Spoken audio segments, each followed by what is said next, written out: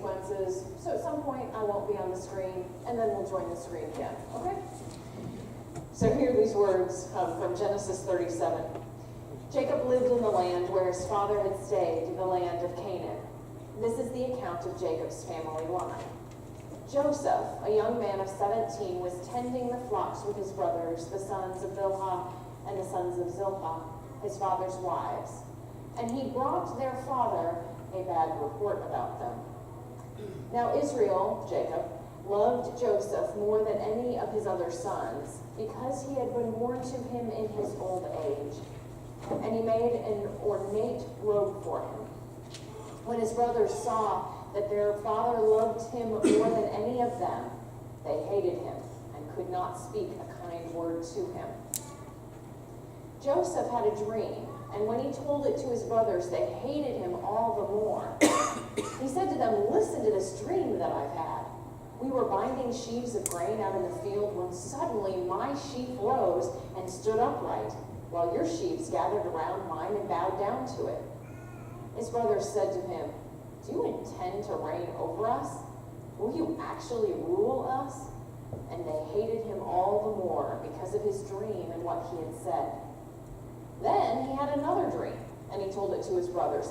"Listen," he said, "I had another dream. This time the sun, moon, and the 11 stars were bowing down to me." And then he told his father as well as his brothers. His father rebuked him and said, "What is this dream you had? Will your mother and I and your brothers actually come and bow down to the ground before you?" His brothers were jealous of him, but his father kept the matter in mind. Back to the screen. Now his brothers had gone to graze their father's flocks near Shechem. And Israel said to Joseph, "As you know, your brothers are grazing the flocks near Shechem. Come, I'm going to send you to them." "Very well," he replied. So he said to him, "Go and see if all is well with your brothers and with the flocks, and bring word back to me." Then he set him off from the valley of Hebron. When Joseph arrived at Shechem, a man found him wandering around in the fields and asked him, "What are you looking for?" He replied, "I'm looking for my brothers. Can you tell me where they are grazing their flocks?" "They have moved on from here," the man answered. "I heard them say, 'Let us go to Dothan.'" So Joseph went after his brothers and found them near Dothan. But they saw him in the distance, and before he reached them, they plotted to kill him. "And here comes that dreamer," they said to each other. "Come now, let us kill him and just throw him in one of the cisterns and say that a ferocious animal devoured him. Then we'll see what becomes of his dreams." When Reuben, the oldest, heard this, he tried to rescue him from their hands. "Let's not take his life," he said. "Don't shed any blood. Just throw him here in this cistern in the wilderness, but don't lay a hand on him." Reuben said this to rescue him from them and to take him back to his father. So when Joseph came to his brothers, they stripped him of his robe, the ornate robe he was wearing. And they took him and they threw him into the cistern. The cistern was empty. There was no water in it. And then they sat down and ate their meal. They looked up and saw a caravan of Ishmaelites coming from Gilead, and their camels were loaded with spices, balm, and myrrh. And they were on their way to take them to Egypt. Judah said to his brothers, "What will we gain if we kill our brother and cover up his blood? Come, let's sell him to the Ishmaelites and not lay a hand on him. After all, he is our brother, our own flesh and blood." So his brothers agreed. So when the Midianite merchants came by, his brothers pulled Joseph out of the cistern and sold him for 20 shekels of silver to the Ishmaelites, who took him to Egypt. This is the word of the Lord. Will you pray with me? Gracious God, may you take the words of your servant's mouth and the meditations of all of our hearts. May they be acceptable in your sight, for you are our rock and our Redeemer. Amen. So it is good to be back with you again. I know some of you weren't here last week because last time I was here, this section was filled, but this section had hardly any people. And so I figured that some of you were playing hooky now. Some of you were not able to be here last week. And so just a little bit, Julie did a good job, wherever Julie is now, that I was the associate pastor at first in Wichita for 7 years, and then stay-at-home mom and with 4 beautiful children. And so I visit places on Sunday. I'm in Ark City 2 Sundays a month, but the rest of the time I kind of float around, which has been a great thing because to be in different congregations, you all do things differently. You all really threw me off to do the announcements last week. I won't lie, I got back there and I said, what's going on? And so I get to see, different nuances, the different gifts that each congregation has, and some of the challenges that congregations have. And your reputation went before you. When I told someone I was coming here, they said, oh, they're great with kids. And I have been very impressed with the worship things, the worship bags, and my kiddos, and I felt very welcomed last week. And so it seems fitting that we have a story with a young man. Granted, he's 17, and I guess your youth are all gone with Pastor Angela at the McFadden's. So it's actually a story about a teenager. So we'll think about that as we do this story. And so Joseph is 17. Now, last week we looked at the story of Jacob, and let's just face it, in life, there's kind of 2 ways of approaching parenting. Some of you as parents, there you are, Julie. Some of you as parents looked at your own childhood and said, oh my goodness, I'm not going to do things like that. I dated a man in college. His father was an alcoholic. He made a choice he would never drink because he did not want his children to have that experience. Okay? There was a man there's a parenting program called Love and Logic, and one of the creators of this parenting program made the comment that one day he woke up and realized that his father was parenting his children because he was doing the exact same things that his father had done to him. And it woke him up and he said, I don't want to do that. So he made a conscious choice to change. Sometimes we just unconsciously start to do things that our parents did with us. And we talked about in Jacob's family that he was the favorite of his mother, and his older brother Esau was the favorite of his father Isaac. And as we said, it didn't really work out for that family. But when Jacob gets to his family, unfortunately, he brings some of that into his next family. And so he's got his favorite. Now, he had 4 wives. I know 1 wife is enough, isn't it? So he has 4 wives, and the one that he really loves is Rachel. And so the firstborn of Rachel, and it took her a long time to get pregnant, her firstborn was Joseph. And so Jacob loved Joseph and just lavished him with all sorts of things. And his older brothers knew, and they were jealous. Again, didn't really work out in his when he was a brother. He brings it into this new situation, and it's just kind of messy. And if, Dad's love wasn't enough, then Dad started giving presents, and he gave him this ornate robe. When we grew up, it was the coat of many colors, Joseph in the Technicolor coat. It's an obscure word in the Hebrew. It only shows up also in 2 Samuel as kind of this elaborate robe. And so it was either long-sleeved or colorful or any host of things, let's just call it impractical. When you're in a shepherding culture, something with long sleeves or colorful, long, what we do know as long, it's just not good for chasing around sheep and goats. Impractical. And so into this situation of this jealousy, this favoritism, then we throw in one more wrench into the system. Joseph starts having dreams. He has a good agricultural dream, because that was his life, and then with stars and moon, that of course that he was standing upright and these family members were bowing to him.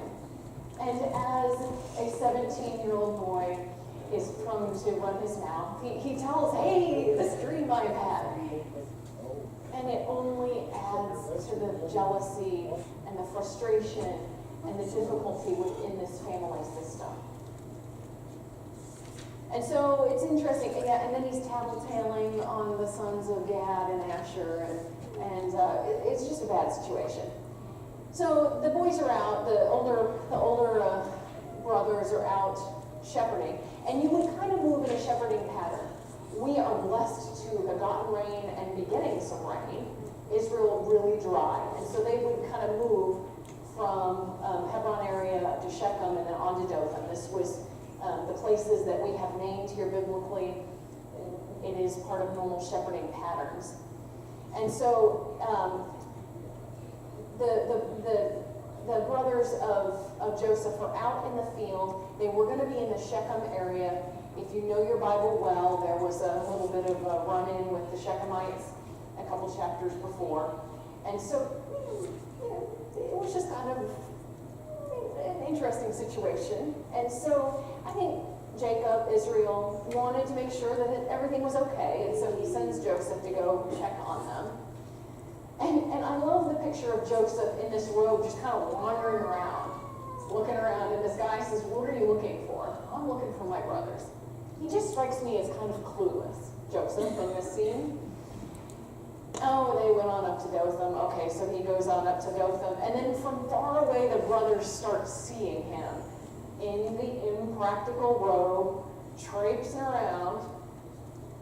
And so they start talking to one another. "Hey, now's our opportunity. We could get rid of him." And mob mentality, sometimes, one person might say something and then suddenly it grows and grows. Jesus dealt with that the last day of his life. And so, yeah, let's get him. And Reuben, the oldest, has a little bit of sense to say, "Wait, let's not go to murder. Let's just kind of, maybe throw him in a pit." And he was planning on rescuing him later. And so, okay, they do that. So he comes up. Here he is, the dreamer. They rip the coat off of him. They dethrone him as the favorite. They throw him in a pit. And then I love the next line. Then they sit down to have lunch. So as they're munching away, can you imagine Joseph in the pit? Hey, what about me? Wait, get me out of here. Wait, I'm going to tell Dad on you. You wait, I'm going to tell Dad. And they're just happily away, eating their food. And then they look up. And Dothan is on an international trade route. And they look up and they see traders coming. And greed gets a higher priority than violence in their case. They think, we got this. We'll just sell him. Then we won't have to shed blood. The situation is taken care of. We'll just take the road back to Dad. All will be good.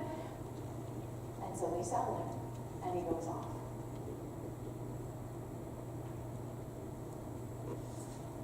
Let's look at this picture maybe from a different perspective of God. So God has given this dream. Who has he created Joseph to be? For those who have a child or multiple children, you know that each child is different. They have their different strengths and weaknesses.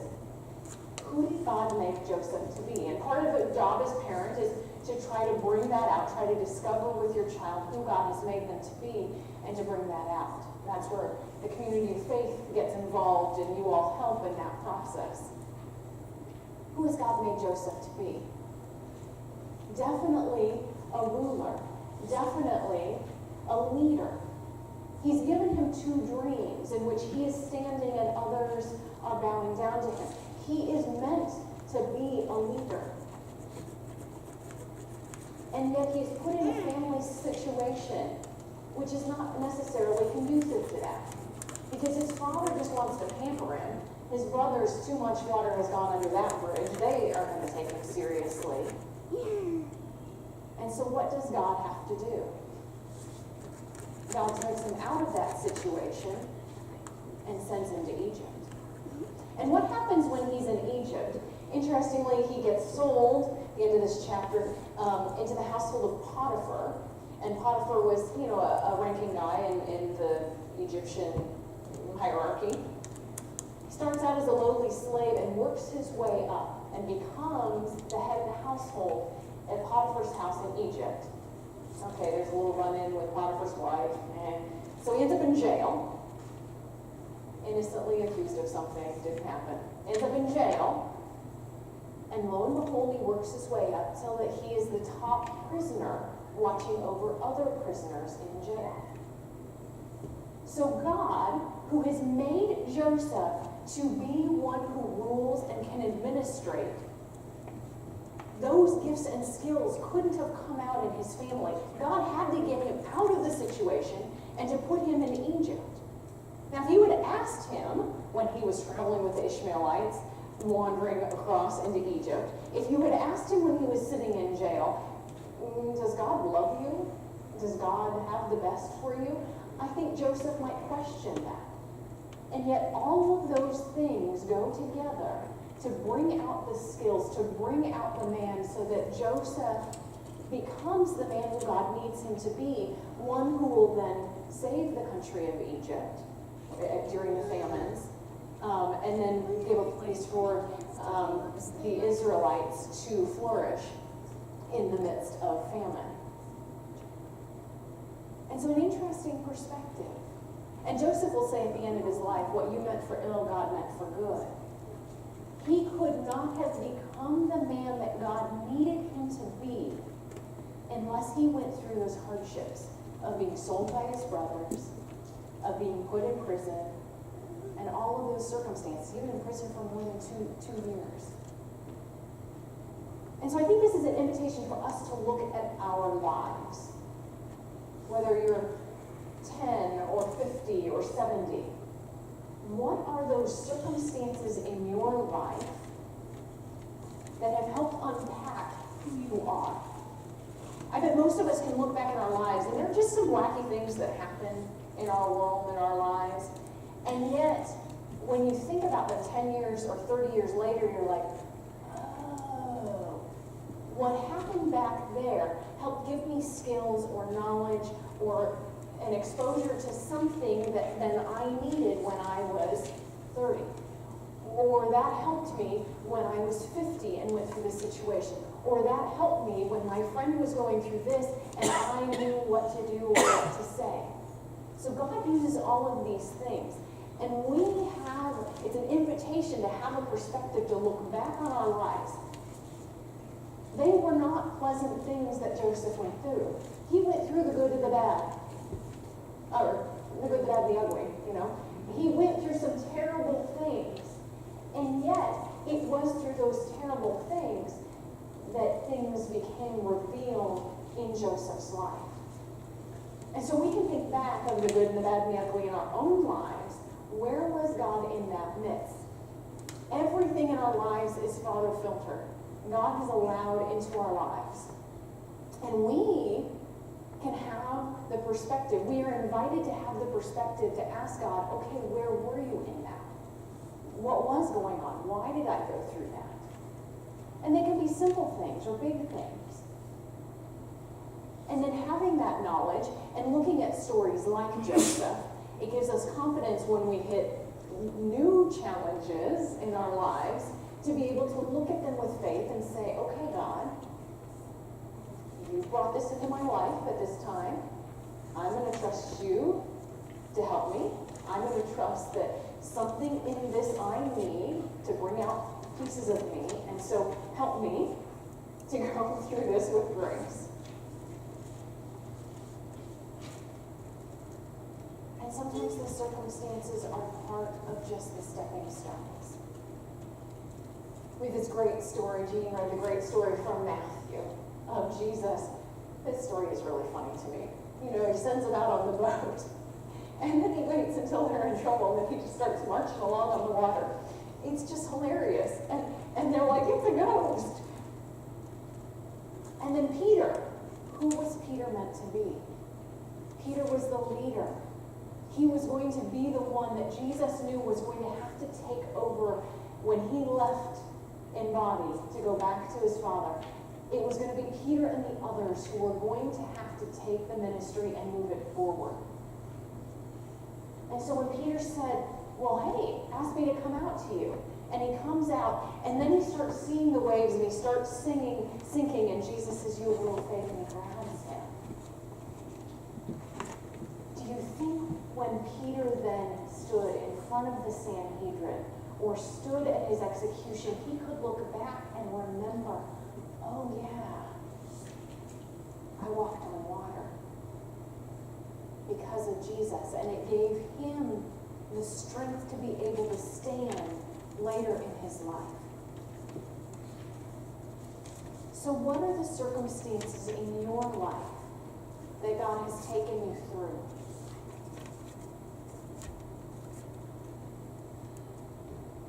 And how has God used those? How is God using them? Who are you meant to be? Can you have the faith that God is using all of these things in our lives, challenges and celebrations, so that He can draw out who He has made you special to be? So I invite you to be part of that process, to see God's hand in your story, to look forward in faith to where God is moving you, and knowing that it is for His glory and for our benefit, for God's glory. Amen. And now I'd invite you to stand with me as we have our affirmation of faith.